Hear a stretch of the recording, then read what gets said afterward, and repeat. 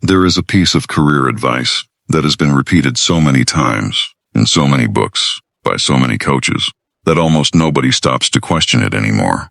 And that advice is this: be likable.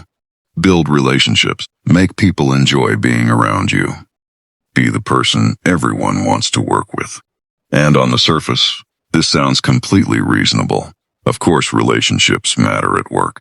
Of course, people prefer working with someone pleasant over someone difficult. Nobody is arguing against basic human decency or professional warmth. But there is a version of this advice that goes much further than basic decency. A version that quietly teaches ambitious people, especially those early in their careers, that being liked is the foundation of professional success. That if enough people enjoy your company, the career rewards will naturally follow. And that version of the advice is slowly, quietly destroying careers, not loudly, not dramatically, but in the way that a slow leak destroys a foundation, gradually, invisibly, until one day the whole structure gives way, and you are left wondering what went wrong. Today I want to show you exactly what goes wrong, and I want to introduce you to a completely different framework, one that I call strategic respect architecture. A way of building your professional reputation that does not require you to be cold, difficult, or unlikable, but that positions you for actual advancement rather than comfortable stagnation.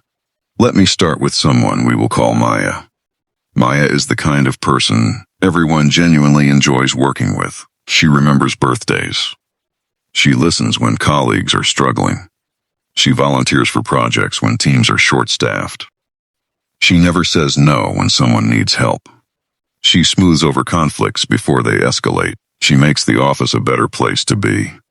And Maya has been doing all of this for 6 years at the same company. In those 6 years, she has received nothing but positive performance reviews. Her colleagues love her. Her managers appreciate her. Everyone agrees that, no, Maya is wonderful. Maya has also been passed over for promotion 3 times. She has watched colleagues she trained get elevated above her. She has seen people with fewer skills and shorter tenure move into roles she was more qualified for. And every single time when she quietly asks why, she gets some version of the same answer. You are doing such an incredible job in your current role. We really cannot imagine this team without you. Maya is trapped, not by cruelty, not by discrimination, but by the very thing she was told would make her successful. Her likability has become a ceiling she cannot see through. Here is what most career advice gets fundamentally wrong about workplace relationships. It treats likability as a form of professional currency, as if being enjoyed by people translates automatically into being valued by systems. But these are two completely different things, and confusing them is one of the most expensive mistakes a professional can make. Being liked means people enjoy your presence. Being respected means people take your absence seriously. Being liked means colleagues want to sit near you at lunch. Being respected means decision makers think twice before making moves that affect you. Being liked makes your current situation comfortable. Being respected determines where you go next. And here is the painful truth that sits at the center of this. The more liked you become in a certain way, the more useful, the more available, the more accommodating, the more the people around you begin to unconsciously treat you as a resource rather than a peer. You become someone they draw from rather than someone they compete with, someone they lean on rather than someone they look up to. And that shift in how people perceive you determines everything about how the organization treats you.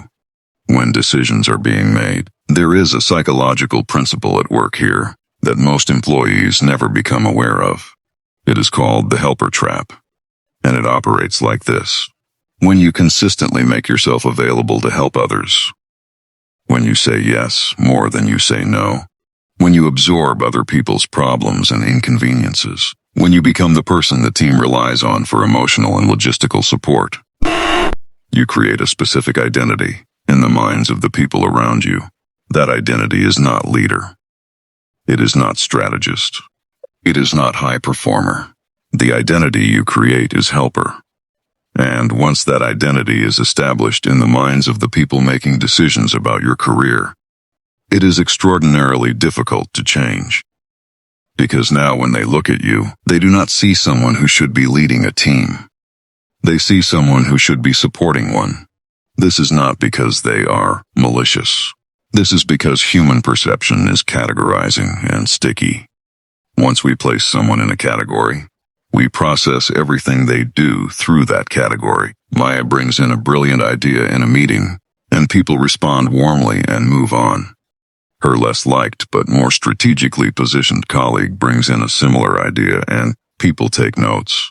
Same idea, different perception of the person delivering it. Now I want to be precise about what I am not saying here. I am not saying be difficult. I am not saying stop caring about your colleagues or withdraw from human connection at work. I am not saying become cold or transactional or politically ruthless. None of those things work either. And all of them come with their own serious costs. What I am saying is that there is a specific type of likability, a performance of warmth and availability that goes beyond genuine human connection into something more like chronic accommodation. And that type, specifically, is what creates the career prison I am describing. The difference between genuine warmth and the kind of likability that traps you is this. Genuine warmth is selective. It is given freely but not infinitely. It comes from a place of actual choice, rather than from a fear of disappointing people or being seen as difficult. The kind of likability that traps you comes from anxiety, from a deep discomfort with conflict, with saying no, with taking up space in ways that might create friction. And most people who are caught in this pattern do not even realize it is anxiety driving them. They think they are just being a good colleague. They think they are building relationships. They think they are doing the right thing. And on one level, they are. But on another level, they are slowly and consistently teaching the people around them that their time, their energy, and their professional ambitions are all negotiable. So what is the alternative? This is where strategic respect architecture comes in. And I want to walk you through exactly what it means and how it works in practice. Strategic respect architecture is built on one foundational insight. The most powerful professional position you can occupy is not being someone people want to be around. It is being someone people do not want to disappoint. These two things feel similar, but they produce completely different outcomes over time. Someone people want to be around gets invited to lunch. Someone people do not want to disappoint gets considered for leadership. Someone people want to be around makes the office feel good. Someone people do not want to disappoint changes the outcome of meetings. The first type is pleasant to have. The second type is dangerous to lose. The first pillar of strategic respect architecture is what I call selective availability. This means being genuinely helpful and present, but with boundaries that are visible and consistent enough that your help feels like a choice rather than a default. When you help everyone with everything all the time, your help has no weight. It is expected. When you help thoughtfully and selectively, your help carries meaning. People appreciate it differently. And more importantly, they begin to notice when you are not available. Your absence registers. Your presence has value. The second pillar is position over accommodation. This means that in meetings, in conversations, in professional interactions, you lead with your perspective before you lead with your agreeableness.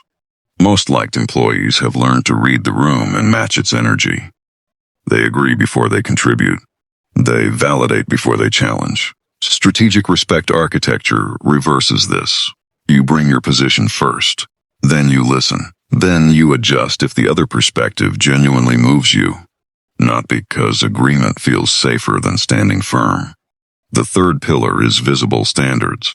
People respect those who have clear standards for what they will and will not accept, professionally, ethically, in terms of how their time is used. Not rigid rules, not inflexibility, but a visible sense of self that communicates. This person knows what they stand for. That quality is rare in corporate environments, and rarity creates value. Let me show you what this looks like in practice. Think about the last time someone at work said no to you clearly, without excessive explanation or apology, in a way that felt completely clean. Just, I cannot take that on right now, but here is what I can do. Did you think less of that person? Almost certainly not. In most cases, you probably respected them slightly more. You registered that their yes means something, because their no also means something. Now think about the colleague who always says yes, who takes on everything, who never pushes back. How do you feel about adding more to their plate? Probably comfortable. Because they have trained you to feel comfortable, they have removed the friction that would otherwise make you think twice. This is the trap, and escaping it does not require you to become someone different. It requires you to become more deliberately yourself, with clearer edges, more visible standards, and a willingness to let people experience the mild discomfort of your limits, rather than absorbing that discomfort yourself every single time. Maya eventually figured this out. Not all at once, but over time she began making small shifts. She started bringing her opinion before her agreement. She started letting some requests sit for a day before responding. Rather than answering immediately, she started saying, "Let me think about whether I am the right person for that," instead of automatically volunteering. Small things, barely noticeable individually, but cumulatively, they began to shift the way people perceived her. 6 months later, her manager mentioned something interesting in a one-on-one meeting. He said, "I have noticed you seem more focused lately, more intentional about where you put your energy," and that observation opened a conversation about a leadership role that had never been offered to her before. Nothing dramatic changed. Maya did not become cold or difficult. She did not stop caring about her colleagues. She simply stopped performing availability as a default and started practicing it as a choice. And that shift, from anxious accommodation to deliberate presence, changed how the organization saw her. The career prison of likability is not built by your enemies. It is built slowly, brick by brick, by your own accommodations, by every yes that should have been a not right now, by every opinion swallowed to keep the peace, by every moment you made yourself smaller so someone else could feel more comfortable. You were not wrong to care. You were not wrong to want to be good to the people around you. But caring and shrinking are not the same thing. Warmth and self-erasure are not the same thing. And the sooner you learn to give one without the other, the sooner the ceiling above you begins to look less like a ceiling and more like a floor. Strategic respect architecture is not about becoming someone harder. It is about becoming someone clearer. Someone whose presence has weight because it was never given away for free. Someone whose opinion lands because it was not offered to make everyone feel comfortable. Someone people genuinely do not want to disappoint, because they have come to understand that this person's standards matter. That is the professional you were always capable of being. The only thing standing between you and that version of yourself is the habit of choosing comfort over clarity. And habits can be changed. If this reframes something you have been feeling but could not name, share it with someone who needs to hear it today. And subscribe, because what comes next goes even deeper into the systems that shape how we show up at work and what it actually costs us when we show up wrong. This channel uses AI assistant visuals and narration combined with original scripting, editing, research, and creative direction. Every video is independently created and carefully editing to deliver educational and thought-provoking content. Thank you for watching.